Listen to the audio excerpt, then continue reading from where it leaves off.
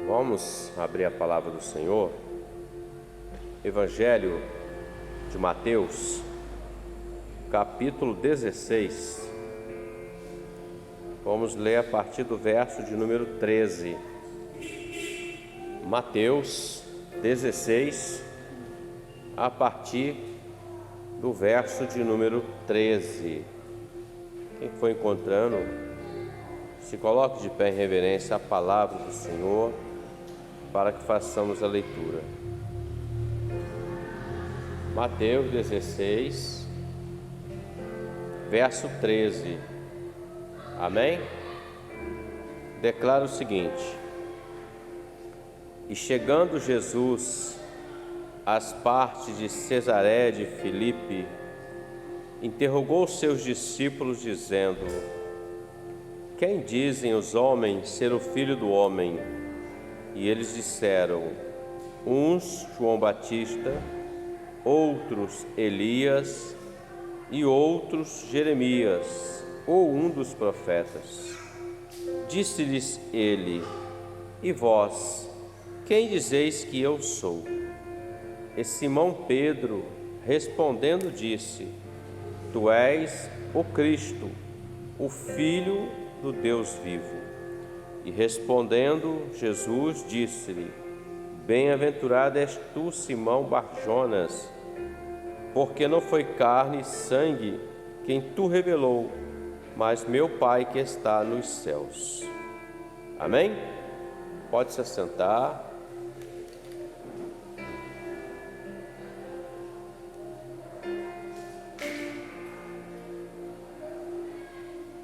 A epígrafe desse texto, dessa passagem bíblica, fala sobre a confissão de Pedro.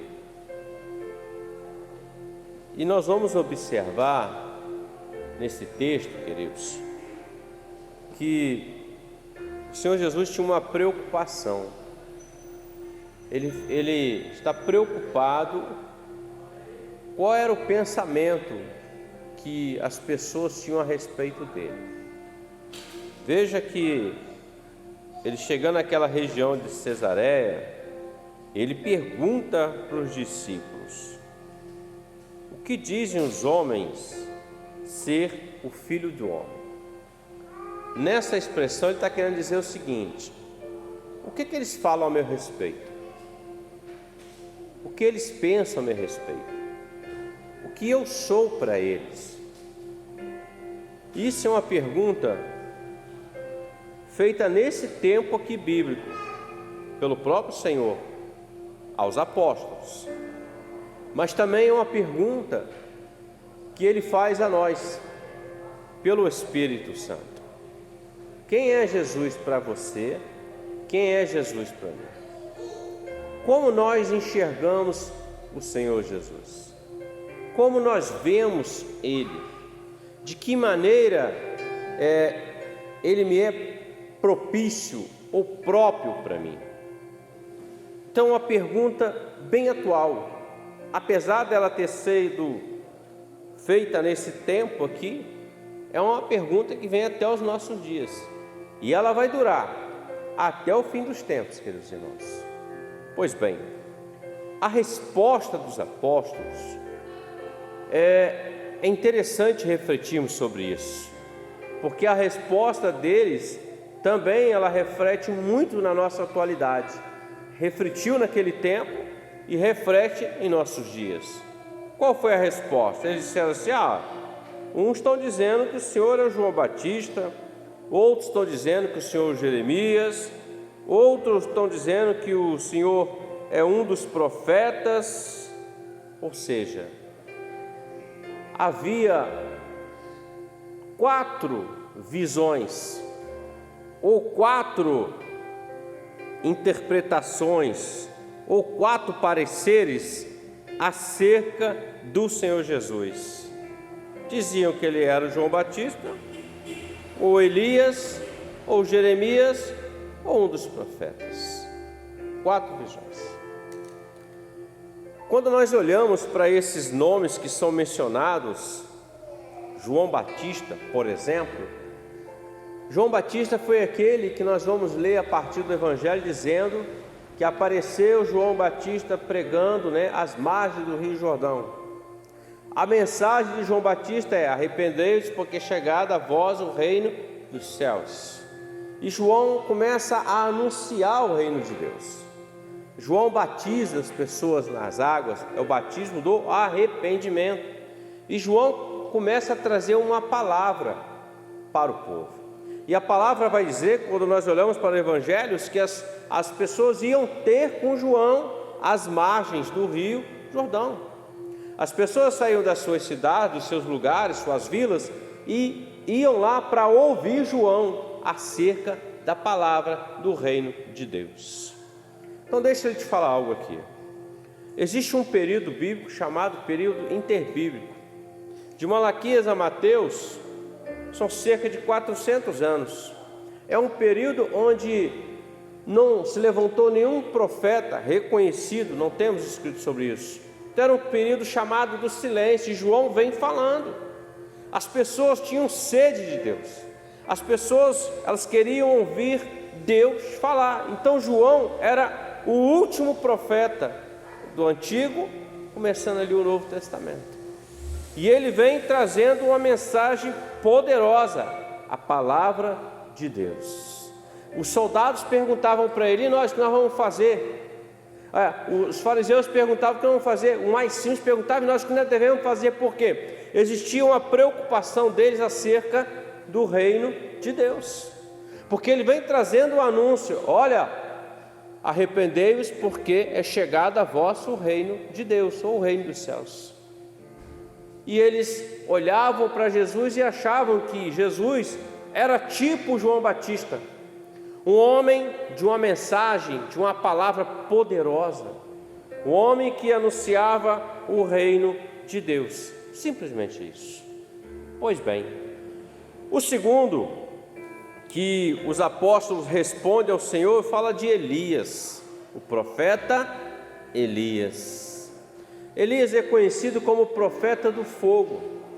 Elias é conhecido como aquele homem que, avivado, usado tremendamente pelo Senhor.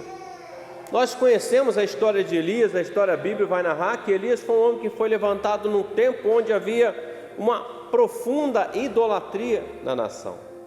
O rei permitiu a idolatria, se casou com outra mulher que não era da nação, e a idolatria tomou conta. E Elias vem como sendo o homem do avivamento, o homem do fogo, o profeta que fala e acontece, o profeta que profetiza e acontece. Ele chega e diz assim: sobre a minha palavra não vai chover. Não choveu. Tempos depois, o Senhor chama ele e fala assim: volta lá. E ele chama o rei e fala assim: rei, vai chover. E chove. Ele chega na casa daquela mulher de Sarepta, viúva, e diz assim: se você me der primeiro esse pão, esse bolo, não vai faltar farinha na sua casa, nem azeite na sua botija. E não faltou. Então Elias é tipo daquele homem do poder, da unção, do milagre. Então as pessoas olhavam para Jesus, quando Jesus operava os poderes e os sinais, e diziam: ele é tipo do Elias, é como Elias, tem fogo na mão dele, ele cura, ele opera sinais e maravilhas. O outro, eles falam que era Jeremias, porque o Senhor, meus irmãos, sendo aquele que veio naquele tempo, nós vamos ver que Jesus, a palavra revela que por 2 vezes ele chorou. Ele chora quando ele vai no sepultamento do amigo dele, Lázaro, e ele já está sepultado. Ele chora também quando ele chega diante de Jerusalém e ele lança uma profecia. Ele chora porque Jerusalém rejeitou ele, rejeitou o Senhor, rejeitou tantas vezes quanto o Senhor veio para juntar eles debaixo das asas dele. Usa até figura, debaixo das asas, como a galinha cuida dos seus pintinhos, mas eles rejeitaram, e o texto diz que o Senhor chorou. Jeremias, meus irmãos, foi um profeta que foi levantado um tempo passado, e ele profetizou por 40 anos, dizendo para a nação: olha, nação, volte-se para a palavra, Ô nação, volte-se para Deus, aplique a palavra, porque senão o Senhor vai trazer aqui um juízo, uma sentença. E aconteceu que o Senhor trouxe o cativeiro babilônico e depois veio o cativeiro assírio, medos e persas e assim sucessivamente. Então eles olham para Jesus e enxergam Jesus como um profeta. Olha, veja bem, Jeremias fala assim: Senhor, eu não passo de uma criança. Então eles olham para Jesus e veem um Jesus como alguém que vem trazer um juízo, uma palavra para, arrependam-se. Quem quiser vir após mim, negue-se a si mesmo, tome cada dia a sua cruz e siga-me. Ele também diz o seguinte: no final dos tempos, as pessoas vai se multiplicar a iniquidade, o amor das pessoas vão se esfriar. Assim como foi nos dias de Noé, assim como foi nos dias de Ló, comiam, bebiam, se davam, mas veio o juízo. Então eles olham para Jesus e veem um Jeremias que está trazendo um juízo. E eles também comparam ele, João, Elias, Jeremias, ou um dos profetas, trazia a palavra do Senhor. Então, quando nós olhamos para esses quatro, esses que nós falamos aqui, ainda assim o Senhor fez uma pergunta. Observe que o Senhor não está perguntando para a multidão. Aqui é isolado, é Jesus e os discípulos, os apóstolos. É como assim? É Jesus e a sua igreja, aquele que Ele chamou. É como se o Senhor chamasse-nos aqui hoje, como Ele está fazendo pela palavra, e dissesse assim: igreja, o que eu sou para vocês? Ele está perguntando no pessoal. Ele não está perguntando lá na multidão, não, Ele está perguntando no particular aqui, com a igreja, aquela ao qual Ele chamou, porque quem te chamou foi o Senhor, não fui eu, não foi alguém. Alguém foi usado por Deus, pelo Espírito Santo, fez o convite para você, você veio porque você ouviu a voz do Senhor, porque o Senhor te chamou e você rendeu sua vida para Jesus. Mas veja, eles dizem: olha, é assim que estão falando do Senhor. Aí Jesus faz a pergunta, a segunda pergunta. A primeira, ele queria saber o que eles pensavam dele, quem era eles, quem era ele para eles. Mas na segunda pergunta, ele diz assim: e para vocês? Veja que ele fala assim: e disse Jesus, e vós? Para vocês, o que eu sou para vocês? Quem eu sou para vocês? Ele pergunta daqueles que estão fora e pergunta para aqueles que estão dentro. Então nós podemos enxergar o seguinte: Pedro fala assim: olha, nós temos visto que tu és o Cristo, o Filho do Deus vivo. A expressão que Pedro alcança e traz essa revelação é a expressão que nós, a igreja, aqueles que já servem o Senhor, devem ter sempre. Quem é Jesus para você? Quem é Jesus para mim?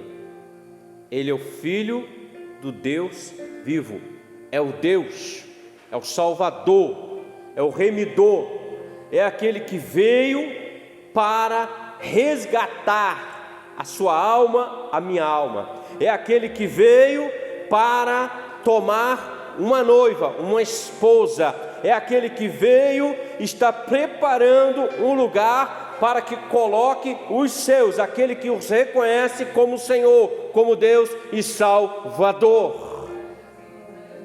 Quando nós olhamos para Jesus, ou quando o homem olha para Jesus apenas como alguém que vai ser: eu gosto só da palavra, é um João Batista, eu gosto tanto da palavra, eu gosto da pregação, mas acabou o culto, acabou a pregação, não tem mudança de vida, não serve ao Senhor, não reconhece o Senhor como sendo Deus, Não adianta. Meus irmãos, que coisa mais gostosa que ouvir a palavra do Senhor?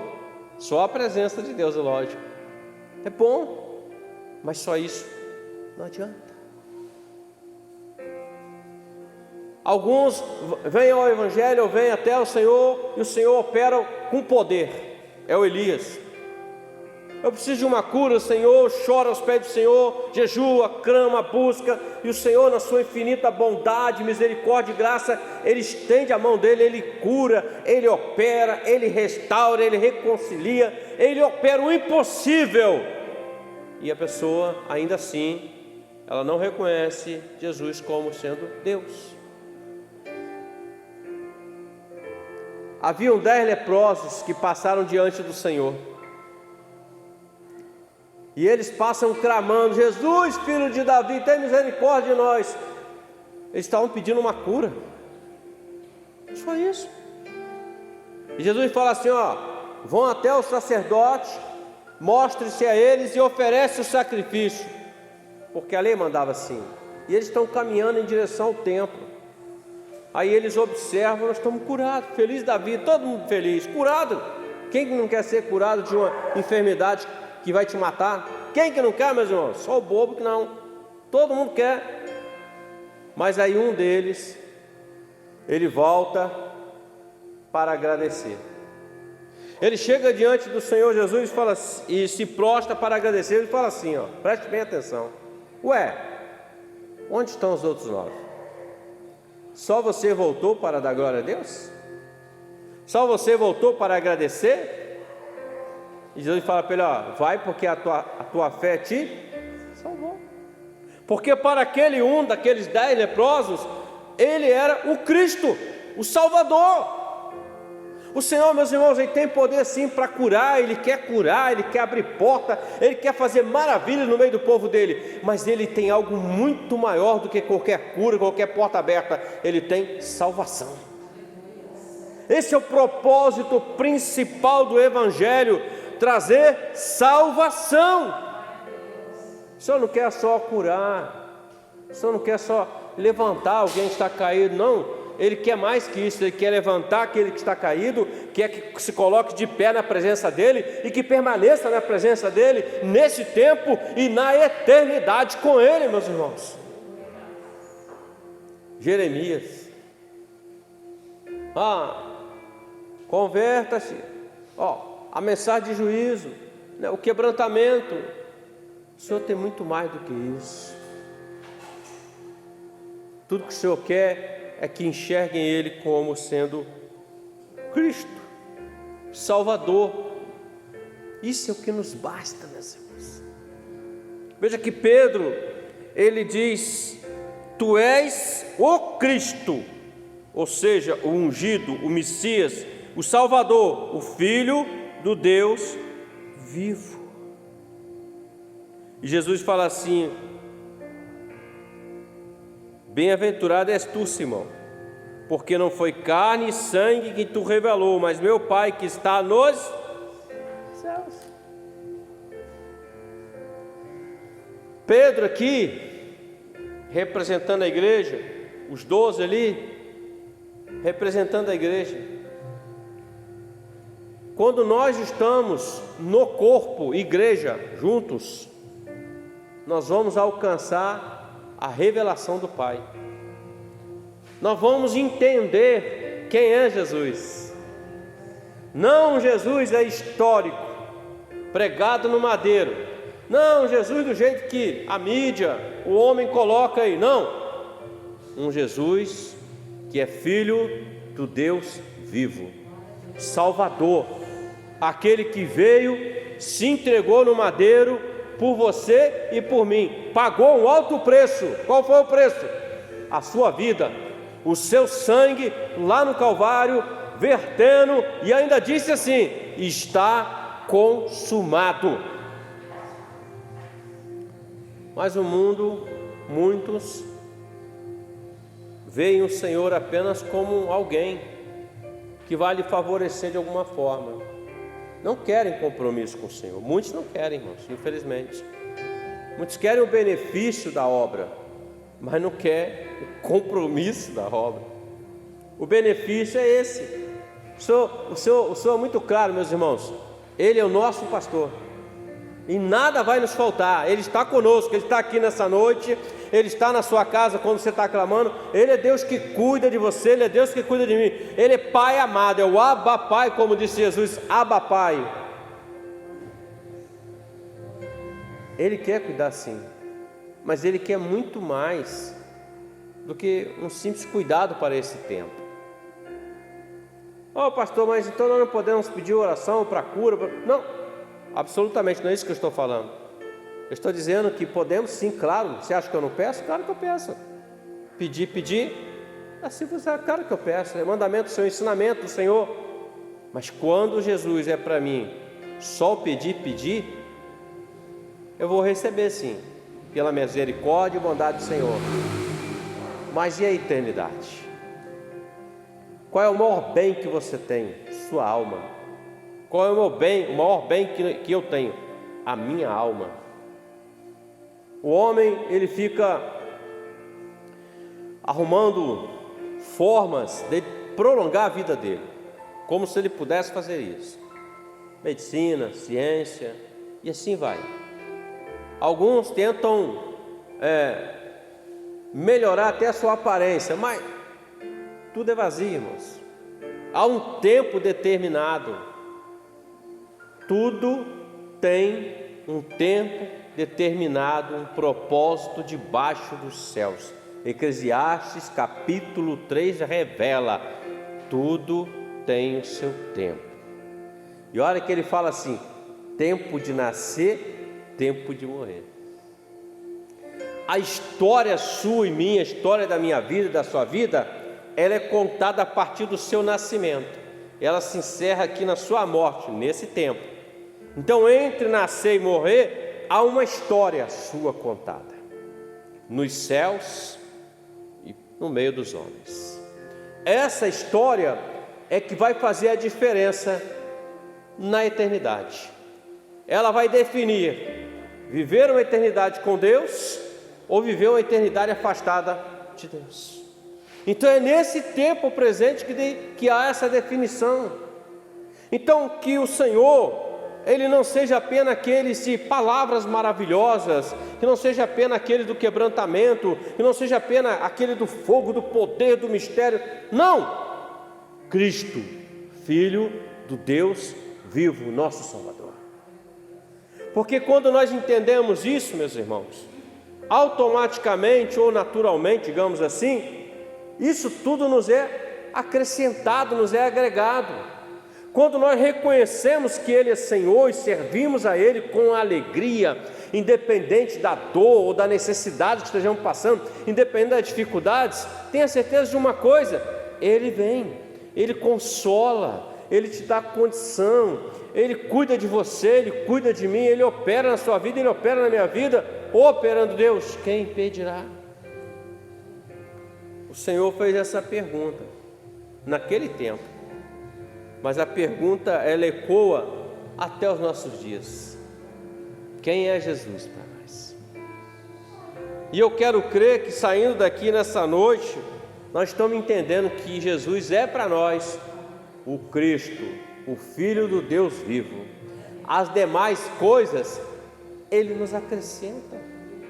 Quando você e eu lemos o Evangelho em Mateus capítulo 6, acerca do reino de Deus, nós vamos ver que o Senhor fala assim: vocês estão muito ansiosos, muito preocupados com o que haveis de comer, beber e vestir. As necessidades dessa vida, hoje assim, o Senhor, vocês estão muito preocupados. O vosso Pai, olha o que Ele está dizendo: o vosso Pai Celeste, Ele alimenta os pássaros que não plantam nem colhem, Ele cuida da erva do campo que cresce e amanhã ela já não existe mais, e Ele fala assim: quanto mais de vocês. Mas uma coisa é necessária: buscar primeiro o reino de Deus e sua justiça, e essas coisas necessárias serão acrescentadas quando nós buscamos o Senhor, servimos ao Senhor, o que é necessário para nós, Ele nos acrescenta. Ele nos trouxe aqui hoje. E olha que está meio frio, até pensando, mas hoje acho que eu vou dar um tempo, vou lá não. Nos trouxe aqui. Você está fazendo aquilo que Jesus quer que se faça. Primeiro Ele, depois as outras coisas. Mas há uma inversão de valores. As pessoas, a maioria, estão procurando primeiro as outras coisas, depois Ele. Querem tudo do Senhor, mas não querem nada com o Senhor. É melhor ter tudo com Jesus e nada deste mundo, irmãos. Porque tudo com Jesus não representa fama, riqueza, fortuna, nada disso. Representa salvação. Por acaso você já viu alguma moradia conforme a que está descrita em Apocalipse? Ruas de ouro, mar de cristal, lugar de paz, lugar onde não haverá nem morte, nem enfermidade? Só lá com Ele. E esse tempo é definido hoje, no nosso tempo de vida. Então o Senhor, os apóstolos estavam caminhando com Ele, e Ele viu que a multidão Ele alimentava, curou ali, curou aqui. A mulher cananeia chegou até Ele, recebeu sua bênção, foi embora e tudo. O Senhor para eles e pergunta: quem eu sou? E eles falam: e agora e para vocês, o que eu sou? Para aqueles que não servem o Senhor, Jesus é para eles alguma coisa, mas e para nós? O que Ele é para nós? Eu quero dizer o que Ele é para nós como igreja. Salvador, o Senhor, o Rei dos Reis, o Senhor dos Senhores, aquele que virá assentado no cavalo branco, aquele que tem poder, aquele que se assentará no trono, aquele que levará a sua igreja e reinaremos com Ele, aquele que está preparando um lugar para você e para mim. Este é o Jesus que nós confiamos e servimos, queridos irmãos. No demais, Ele acrescenta na sua vida, na minha vida. Então que saiamos daqui hoje entendendo isso, pela revelação. Ele é o Cristo, nosso Salvador, é o que nos basta. Ademais, Ele acrescentará a sua vida, Ele suprirá a sua vida. Apóstolo Paulo diz o seguinte: quanto a mim, eu me esqueço das coisas que para trás ficam e sigo para as que estão diante de mim. Continue seguindo para as que estão diante de você. Mas o que está diante de mim? Eternidade, salvação. Só isso, só. Mas nesse caminho tem adversidade, tem dificuldade, tem lutas. Mas Jesus falou assim: eis que eu estou convosco todos os dias até a consumação dos séculos. O Senhor está contigo, o Senhor está comigo. Amém, meus irmãos? Glória a Jesus. Vamos orar então, agradecer ao Senhor por esta noite, amém?